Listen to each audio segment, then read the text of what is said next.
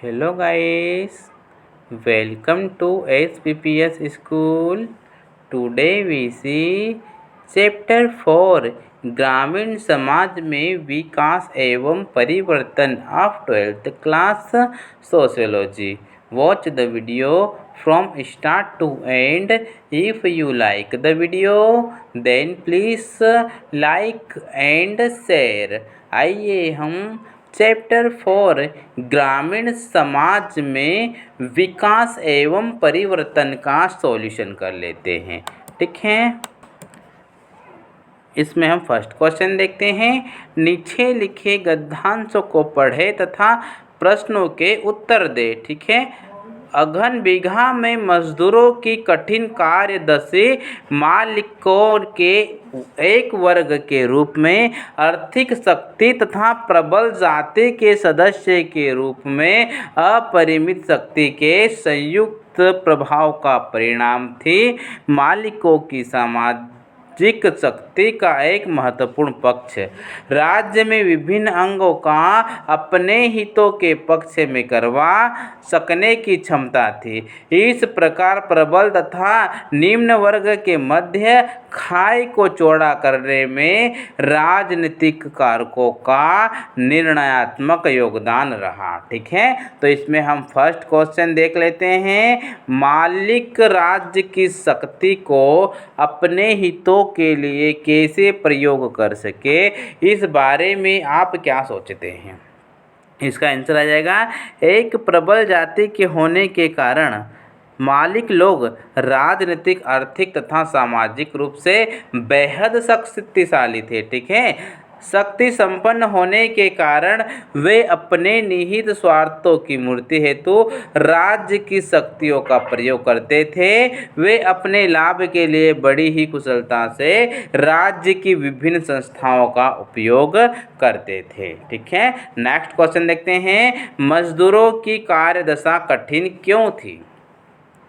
मजदूरों की कार्यदशा कठिन क्यों थी, इसका आंसर देख लेते हैं. श्रमिक बड़ी ही विषम परिस्थितियों में काम करते थे. दलित होने के कारण वे अपनी भूमि नहीं खरीद सकते थे. ठीक है, श्रमिक बड़ी ही विषम परिस्थितियों में काम करते थे. दलित होने के कारण वे अपनी भूमि नहीं खरीद सकते थे. उन्हें प्रभुत्व संपन्न जातियों के खेतों में श्रमिक के तौर पर काम करने के लिए मजबूर किया जाता था. ठीक है, नेक्स्ट क्वेश्चन देखते हैं. Question number 2. भूमिहीन कृषि मजदूरों तथा प्रवसन करने वाले मजदूरों के हितों की रक्षा करने के लिए आपके अनुसार सरकार ने क्या उपाय किए हैं अथवा क्या किए जाने चाहिए? इसका आंसर देख लेते हैं. भूमिहीनों के संरक्षण के लिए उपाय. विधिक रूप से बंधुआ मजदूरों की समाप्ति. उत्तर प्रदेश तथा बिहार में बंधुआ मजदूरों की प्रथा, गुजरात में हेलपति तथा कर्नाटक में जोता व्यवस्था की भारत सरकार द्वारा कानूनी रूपों से समाप्ति. जमींदारी व्यवस्था का उन्मूलन. ठीक है, जमींदारी व्यवस्था का उन्मूलन. किसानों तथा राज्यों के बीच जमींदारी बिचौलियाँ थीं. ठीक है, किसानों तथा राज्यों के बीच जमींदार बिचौलियाँ थी. सरकार ने बड़े ही प्रभावशाली तथा गहन रूप से अधिनियम को पारित कर इस व्यवस्था को खत्म कर दिया. ठीक है, पट्टेदारी समाप्ति तथा नियमन अधिनियम.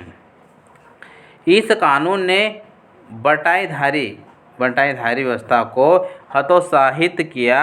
पश्चिम बंगाल तथा केरल, जहाँ की साम्यवादी सरकारें थी, वहाँ पट्टेदारों को जमीन पर अधिकार दिए गए. ठीक है, भूमि हदबंदी अधिनियम का प्रावधान.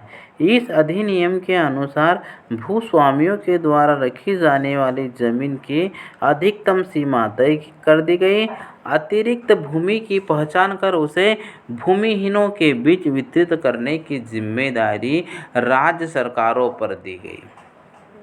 विनोबा भावे की भू-दान योजना ने इस कानून के क्रियान्वयन में मदद की, किंतु इस अधिनियम में बहुत सारी त्रुटियां भी हैं जिनका कि निराकरण होना चाहिए। ठीक है, भूमिहीन श्रमिकों को दशाओं को सुधारने के लिए समुचित प्रयास किए जाने चाहिए तथा इस पूरे क्षेत्र को संगठित किया जाना चाहिए।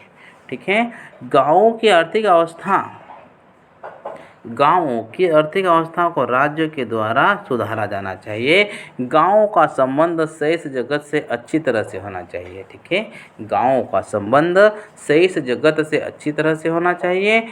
गांवों में रोजगार के अवसरों का सृजन किया जाना चाहिए। शिक्षा एवं स्वास्थ्य सुविधाओं के साथ साथ गांव में मनोरंजन की सुविधाएं भी प्रदान की जानी चाहिए ताकि श्रमिकों में पलायन की प्रवृत्ति पर रोक लग सके। इसके लिए मनरेगा एक अच्छी पहल है। ठीक है, भूमि की चकबंदी, भूस्वामी किसानों की बिक्री हुई अथवा भूमि के छोटे छोटे टुकड़ों के बजाय एक या दो भूमि का बड़ा आकार वाला भाग दिया जाना चाहिए। इसे स्वैच्छिक अथवा अनिवार्य किसी भी रूप में कार्यान्वित किया जाना चाहिए। इससे किसानों की कार्यक्षमता में काफ़ी वृद्धि होगी। ठीक है, इससे किसानों की कार्यक्षमता में काफ़ी वृद्धि होगी। नेक्स्ट क्वेश्चन देखते हैं, कृषि मजदूरों की स्थिति तथा उनकी सामाजिक आर्थिक ऊर्ध्वगामी गतिशीलता के अभाव के बीच एक सीधा संबंध है। इनमें से कुछ के नाम बताइए। ठीक है, इनमें से कुछ के नाम बताइए।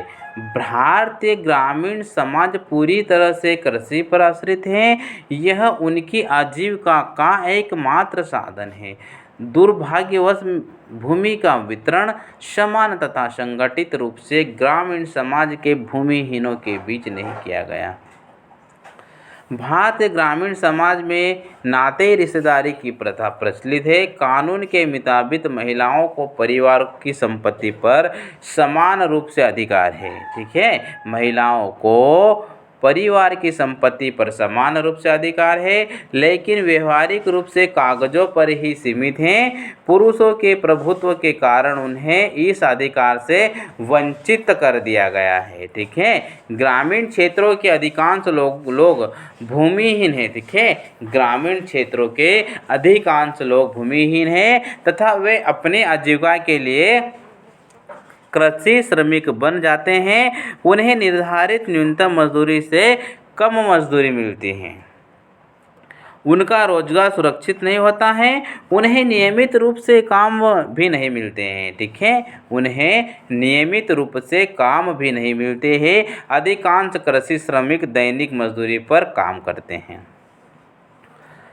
पट्टेदारों का भी अधिक आमदनी नहीं होती है क्योंकि उन्हें अपने उत्पादन का एक बड़ा हिस्सा भूस्वामी को देना पड़ता है। ठीक है, पट्टेदारों को भी अधिक आमदनी नहीं होती है क्योंकि उन्हें अपने उत्पादन का एक बड़ा हिस्सा भूस्वामी को देना पड़ता है। ठीक है, भूमि का स्वामी तो है किसानों की सामाजिक आर्थिक गतिशीलता का निर्धारक है। अतएव ग्रामीण समाज को एक वर्ग संरचना के रूप में जाति व्यवस्था के आधार पर देखा जा सकता है।